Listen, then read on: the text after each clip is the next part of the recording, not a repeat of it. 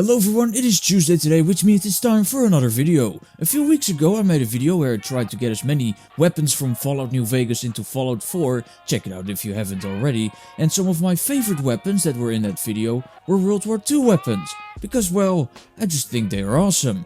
Which made me wonder, how many World War II weapons can we get into Fallout 4? So I put it up to a vote. Who goes first, Allies or Axis? It was close, but in the end the Allies still won. So let's roll the intro and get started. So today we are looking at World War II weapons. Not just any World War II weapons. Today we are only looking at weapons that were created by the Allies. And let's start off with...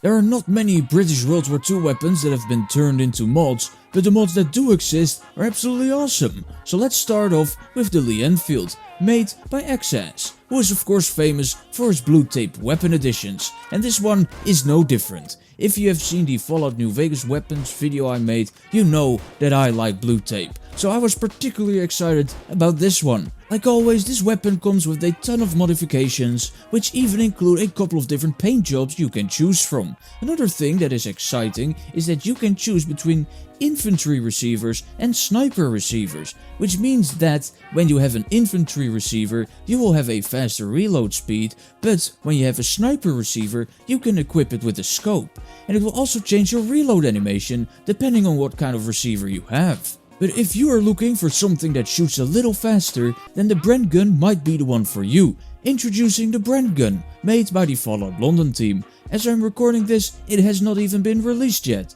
but since the project lead Prilladog thinks about me during his bath time every now and then, he has been very gracious in letting me have a quick peek at it before release. But yes, the Bren gun. The sounds are still a tad off every now and then, but it is being fixed, so I'm not worried about that. But other than that, this gun is awesome. It looks amazing, it has custom animations, custom sounds, I love it, it's great. But that was it for the British weapons, so let's move on to the next country, the good old US of...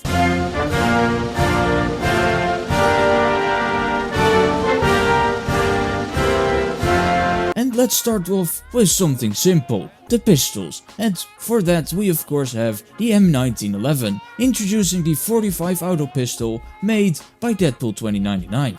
Now, there are quite a few 1911 mods to be honest, but this one came with blue tape, so it wasn't much of a hard choice. But let's talk about the weapon itself. First of all, it looks great, but then again, everything Deadpool 2099 makes looks great, so it shouldn't have come as much of a surprise. But it also feels somewhat nostalgic. I mean, this gun was also in other Fallout games like Fallout New Vegas, but I mean, it's nostalgic besides just Fallout games. It was also in pretty much every World War II game I have ever played, from the very first Call of Duty all the way to World at War. So yes, this gun has a very special place in my heart. Up next we have the rifles, and let's start with the Springfield M1903, a bolt-action rifle often used by American snipers. Introducing the Springfield M1903 made by SHAQUTFEEWANGI. Ported over from the Day of Infamy game, this weapon looks absolutely amazing. It also comes with a bunch of modifications, including the same infantry and sniper mechanics as the Enfield I showed earlier. You can also equip it with a bayonet, and you can also choose how big you want the scope to be. Other than that, it looks amazing, the animations are on point, so all in all, a great weapon. Which brings us to the next one, which might be my favorite mod from today's list of mods. I am of course talking about the M1 Garand, made by ASXAS. Since it was made by ASXAS, there will be blue tape. But before we talk about that, let's just take a look at the weapon itself. First of all, it looks absolutely beautiful. The animations as well are a work of art. You get 8 shots, and when you are out, you get that iconic ping as the clip will be shot out from the top. But like I said, it also comes with some blue tape options, from no tape at all the way to the Extreme Edition. It also comes with 2 unique variants, which both have their unique equip animation. And if that wasn't enough for you, you can also equip it with a scope, a bayonet, and if you do not want a bayonet, you can also just use the knife as a melee weapon instead. Like, damn, this mod has everything. So yeah, if there's one mod you should get from today's list, it should be this one. And then we have the M1 Carbine, made by Undyne 777. Not gonna lie, it's not as great as the Garand, but then again, almost nothing is. This one uses vanilla sounds and vanilla animations, which don't really work. And also this weapon seems really big for some reason. In the Fallout New Vegas weapon mods video, we had the Riot shotgun, which looked really small, but this one is the complete opposite. Comparing it to the other weapons such as the Garand or the Springfield, the size of this weapon doesn't really match well with the others. So yeah, it has some issues, but it is still an American World War II weapon, so it makes the list. But sometimes you just need something that is good for close range, like a shotgun perhaps. Introducing the Winchester model 1897 shotgun made by WARDADDY. And if it's made by WARDADDY, you know it is going to have some amazing animations. And this one is no different. The quality of this weapon is insanely good. Not just the animations, the textures as well. The way it feels, it's just great. It almost feels like it's too good to be in Fallout 4 because, well, it just makes the rest look bad. But hey, I'm not complaining. I think it's great. And it's also the only World War II shotgun I could find, so I'm glad it's this one.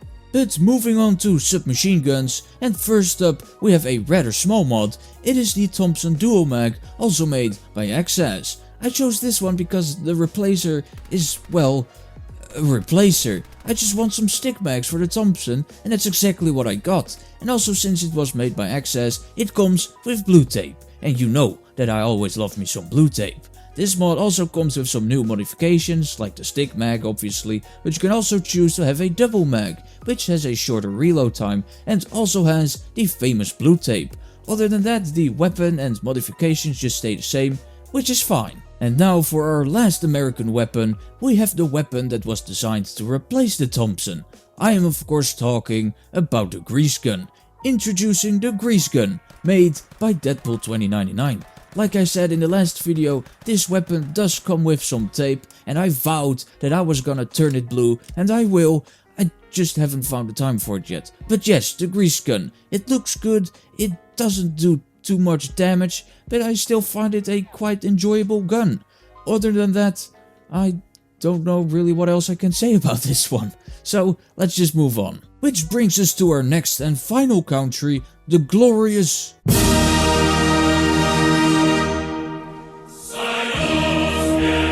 And first up, we have the MOSIN NAGANT, made by FXOXO, a true Russian classic, a bolt-action rifle which was given to only 1 in 2 soldiers when they reached the shores of Stalingrad. It's got room for 5 bullets, and it also has the same infantry and sniper mechanics like the other bolt-action rifles that I have shown you today. So if you want to be like Vasily from Enemy at the Gates, you can.